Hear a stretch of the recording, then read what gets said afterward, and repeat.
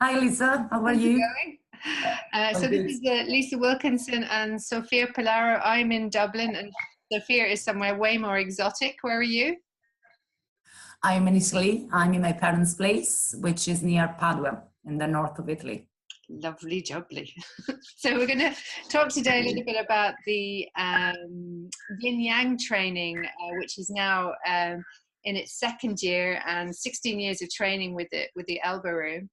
And I wanted just to kind of ask you some questions because I know lots of our clients have questions about the training. So I thought it'd be a great idea if we do this online with the magic of Zoom. Great. So just a little bit about the yin element of the course is it's restorative yoga. So why is restorative yoga kind of a yin element? Well, when we talk about yin, we're really talking about a quality. We're talking about something that has to do with the feminine, which is low, which has to do with rest and with the quality of heaviness. And restorative offers an opportunity to tap in all these qualities and to, because of the type of practice which it is, which is a very still practice, allows us to access full restful and quiet conditions that allows us really to experience that yin quality. And with those, then there are fantastic benefits that come to the body, to the mind, to our ability to deal with our emotional world as well.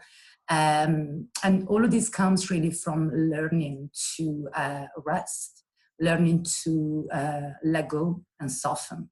Brilliant. I know when you're back in Ireland, you teach our restorative yoga sessions, and I think we put one every 2 weeks on, and they were jammers full, which was brilliant. But you're busy now doing your PhD to become Dr. Pallaro. So why do you think others, besides we need restorative, I just think restorative is amazing. Why do you think yoga teachers should learn about restorative yoga and how to teach it? Well, I think it's a fantastic benefit for their own practice as well as something to share with the students. It really offers, first of all, it's just a gift to yourself as a teacher as well. But also it really helps you to bring to the students the ability to learn to fully rest and relax, which is something that we really, really need in the kind of lifestyle we all have, and we can't avoid being stressed, and we can't avoid being tired, and we can't avoid rushing around. And restorative really help us to integrate the qualities of stillness and of being present for ourselves. So for a teacher to be able to offer that, even just as a quality, even if you're teaching a style that is not necessarily restorative, but by having integrated those qualities, then you're actually able to transmit them anyway.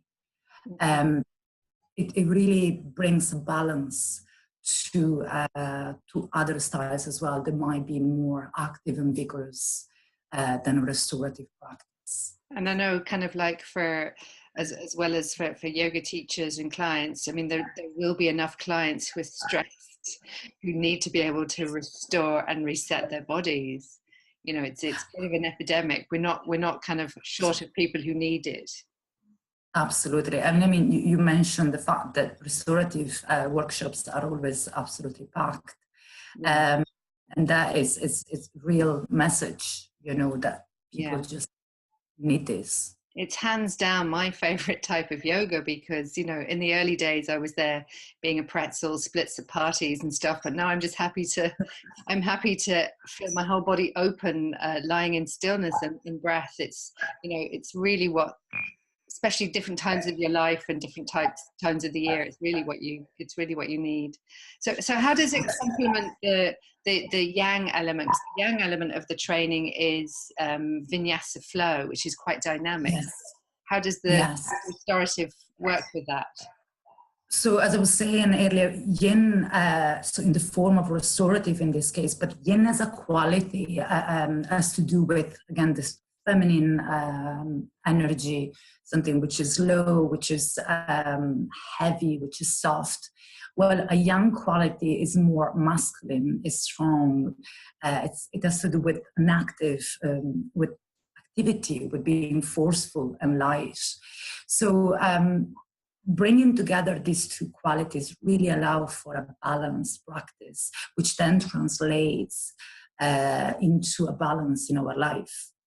Yeah. And this is also, I mean, this is not just in terms of the intention we bring to the practice, as in I want to be, gentle, and I want to be soft, and I want to be strong. It has also to do with something that happens in our body, so physiological response to these practices. So yoga in general, any kind of style, stimulates both the parasympathetic and the sympathetic part of the nervous system. And for those of you that are not very familiar with this, let's just say in a very, very simplified way that the parasympathetic part of the nervous system is in charge of slowing things down, and the sympathetic activates things in our body. And often, certainly in the kind of life we lead, these two parts of the nervous system are out of balance. And what we need to do is to stimulate the parasympathetic part, which is the stuff that slows everything down in the body. Now, any kind of yoga stimulates both parts of the nervous system, but restorative, the goal of restorative and what it does, the effect it has, it really activates the parasympathetic part of the nervous system.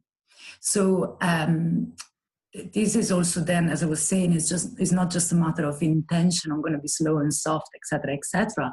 Our bodies respond in this way. So, balancing a yang practice with a yin practice in the form of restorative really has the potential of bringing these qualities to their full expression and activation. So it's just really wonderful. Yeah, and it's really accessible as well with the training for beginner teachers. We have, I mean, they have to have done a couple of years of practice with the yoga, but I think having that combination of the two is a really good grounding for people who are starting off in their teaching journey, because they have all their elements. So what are your favorite things about teaching restorative yoga?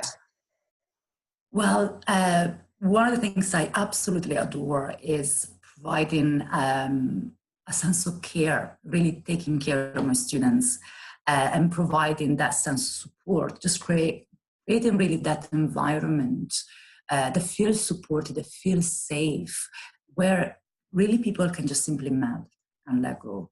And it's something absolutely wonderful to witness, the transformations. I wish my students could see their bodies and their face throughout the entire class, and the transformation halfway, even 15 minutes into the practice, you can absolutely see it in their faces and their bodies, like everything is just melting, and the energy in the room is absolutely transformed within 15, 20 minutes.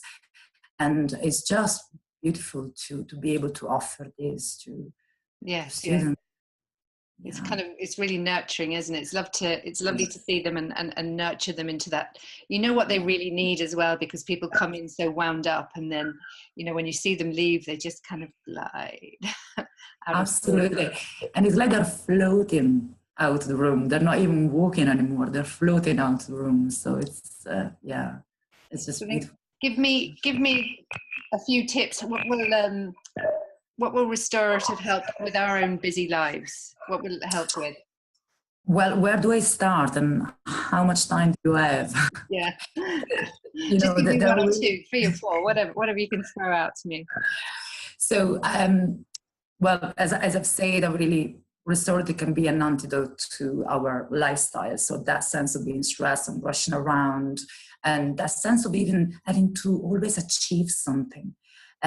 Because restorative gives us the opportunity to learn, to relax, because that is a skill that we actually need to learn. And as you were saying, it's a very, very simple way of accessing that skill. Restorative, really simple way of doing this. And it really brings us that sense of calm in the body and also in the mind, which again really feels, you do feel transformed after a practice. But as well as that, it gives you the opportunity to learn to be present with what is in that very moment. So in order to learn to relax, you also need to learn to just let things be as they are, and be with them in a soft way, in a gentle way. And that really is a great way to just learn to be with what is. And that gives you also the opportunity to shift relationship with yourself, because more often than not, the way we relate to ourselves is just with that level of thinking. Yeah, that is always very, more often than not, it's just this constant round that goes on in our mind. And restoratives can give us the opportunity to drop down from that level and come to access just a pure perception of our bodies, the sensations, emotions, and what's there. So we really learn to shift the way we are present with ourselves. And that also brings us in a place where we can really provide care for ourselves. So it really is a tool for self-care. And paradoxically, even in all this softening and letting go that we do in restorative, we also learn to be strong and to be resilient, because that's where strength and resilience come from, that ability to be with what is. Again, not from a judgmental place or a kind of intellectual evaluation of things, but just being present with what is. And once we are able to do that and be present with our sensations and even emotions, then that's where we can learn strength and resilience. I also find that physiologically speaking, I can go in all kind of hunched up and tight and come out. It's like somebody's just kind of replaced my ropey muscles with this kind of gliding butter as well, which, kind of have the sense of being open and free and mobile without having to do too much, which yeah, because let's face it, you do very little in restorative, virtually. I mean, you do nothing. I actually often say when I introduce the practice to my students in workshops, like, are you ready to do virtually nothing? Yeah. For 2 hours? And it's quite a miracle, what happens and how you feel after doing nothing for quite a while. And you're absolutely right. We do get to access this sense of openness in the body, this sense of lightness and spaciousness without virtually doing anything. Brilliant. Yeah. So thank you, Sophia. We're going to let you go back to your thesis on your own journey to your PhD. And we'll see you in the summer, if not before. Yes, look forward to it. Thank you. So thanks a million. Bye. Thank you. Bye.